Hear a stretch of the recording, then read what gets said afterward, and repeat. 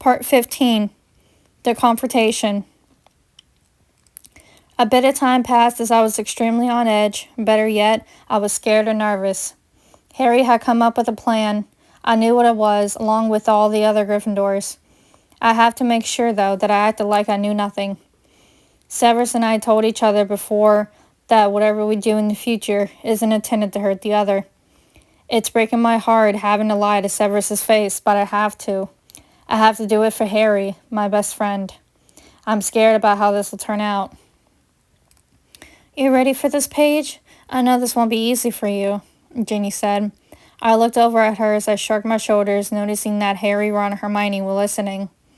I'm as ready as I can be, Ginny, I responded. I mean, it's going to be hard, but I knew this was coming sooner or later. You know, I said my last goodbyes to him previously. Soon after, all of the other Gryffindors walked to the Great Hall to join the other houses in a huge group. As we were walking down the marble staircase, I was right behind Ginny as I felt Harry by me and Ginny. Suddenly, I felt Harry's hand around my wrist as I smiled softly, grabbing his hand and holding it. I took a deep breath as we continued down to the Great Hall. Despite what Harry knew, he knew how I felt about Severus and knew I was anxious. Once there, I stood across the back of the hall as I tried not to visibly shake with fear. I noticed 2 Death Eaters standing nearby, and I saw Minerva and Severus too. I noticed Professor Flitwick was standing along the wall as well. As soon as Severus talked and walked around, I became more and more silent. I didn't want this to happen, but it's going to anyway. I'm frightened. Many of you are surely wondering why I've summoned you here at this hour. It came to my attention earlier this evening that Harry Potter was spotted in Hogsmeade, he stated coldly. I stood in the back close to Harry, and I saw him quickly catch my gaze. He gave me a comforting look as if to say, "It's going to be all right, Paige." I sighed silently as I glanced to say thank you. Sometimes all I need for communication is a look, and I know what it means, like with Harry. I'm not going to lie and say I'm bloody scared. As Severus continued talking, he glanced over at all of the students to see if anyone would speak up. I hope he's not thinking or hoping that I would say anything. After all, he's the one who mentioned he believes Harry might have feelings for me and wants me to move on to be happy. I heard Severus speaking as it blocked my thoughts. Now then, if anyone has any knowledge of Mr. Potter's whereabouts this evening, I invite them to step forward. Now. No one dared to speak or say anything, and he glared towards my way. Maybe he's glancing because he's glad to see my face at least one more time. I hope he knows or realizes I'm not going to say anything. Honestly, I don't think I'll truly know what Severus partly has against Harry that made him have hatred. I mean, I do some, but that's not the point. Maybe it's because Harry reminds Severus too much of Harry's parents. I stared at him with nervousness and love, and he looked back with shallow eyes. He silently seemed to show love back, but it seemed he was expecting me to say something. But I won't say anything because Harry should be bursting in any second to speak. I can feel my heartbeat increasing within seconds. There's start of small talk as we see Harry and the others of the Order. It would seem that despite of your strategies, you seem to have a bit of security problem, Headmaster. I smiled some as I looked back to see everyone in the doorway, members of the Order. Within the group stood the Weasley family, Professor Lupin, Ron, Hermione, Luna, and some of our other fellow Gryffindors. Even Kingsley was standing there as I hoped he would be. Severus looked at everyone, including Harry, and quickly looked at me with subtle betrayal hidden in his eyes. After all, it's been ages since we made love and deeply talked for one last time. I'm sorry, Severus, I mouthed for him to see as I walked out from the group to stand where Harry was. I couldn't see in Severus's eyes his complete reaction, but I could tell he was getting nervous as Harry got closer to him. If only Harry knew the truth of some of what I know, I thought. I sighed silently as Harry stared right into Severus as he spoke and took out his wand for defense. How dare you stand where you stood? Tell them how it was that night. Tell him how you looked him in the eye, a man who trusted you, and you killed him. Severus yet showed much emotion, but I could see Minerva in the corner having mixed emotions. Everyone's eyes, including mine, were drawn to them. I dreaded this moment for so long, and now it's here. I'm not sure how to feel.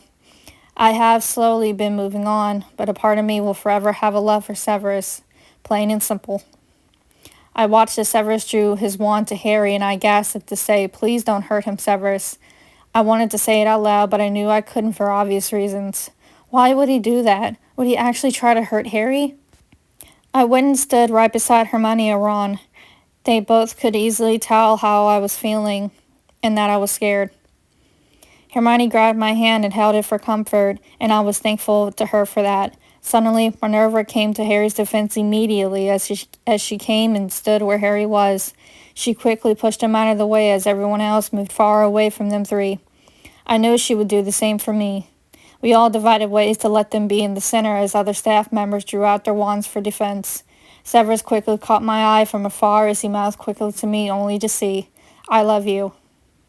I felt tears building up as I mouthed, "I love you too."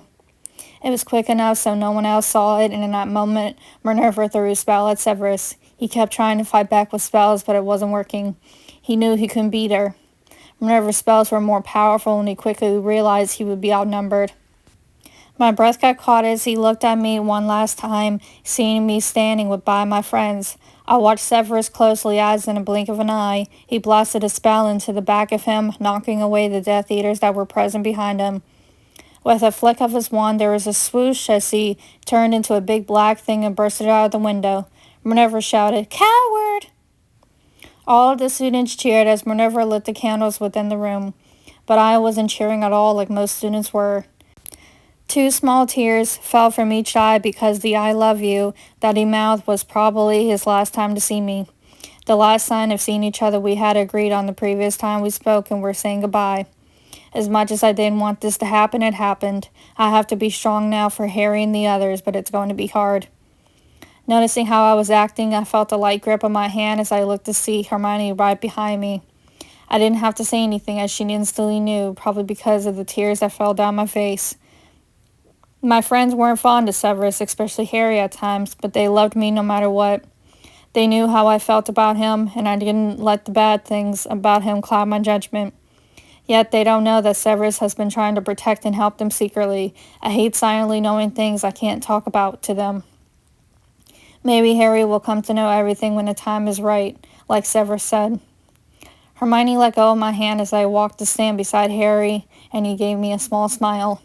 Minerva also gave me a small smile. I guess she was glad to have Harry here again.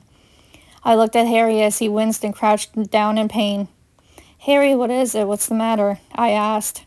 All of the lights in the room seemed to go dim again as it got dark and people started to scream. We heard another girl screaming as people were in pain, and Harry's in pain too. Every one of us started to hear whispering in our heads. I can guarantee this is going to be Voldemort.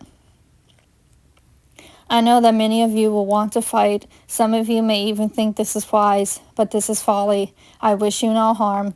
Ask for one thing, and if granted, no magical blood shall be spilt. Give me Harry Potter. Do this, and none shall be harmed. Give me Harry Potter, and I shall leave Hogwarts untouched. Give me Harry Potter, and you will be rewarded. Afterwards, the whispering stopped as we all didn't know what to say for a minute. Then everyone around the room started to have eyes on Harry as I stood there shocked. "Someone grab him," some girl shouts. With my intention, I immediately grabbed his hand and stood close to him. "Nope, not on my watch. No way in hell. There's no bloody way that I'm going to let anyone get near Harry to grab him and give him to Voldemort." Following my actions, Ginny immediately stood in front of him and got out her wand to defend anyone who dared to try and grab a hold of him. Just then, more of our friends and people from the Order gathered around Harry and did the same thing at us. Hermione, Ron, other fellow Gryffindors, etc. We're all here to shield and protect Harry because he's our friend, and we care about him. "I'm staying by your side, Harry," I stated as I looked at him, "till the end." He gave a tiny smile as he looked at everyone else around him, moved by us defending him. People started to back off as we all lowered our wands. Thank you so much for tuning in. Don't forget to like and comment on my videos, especially like this one.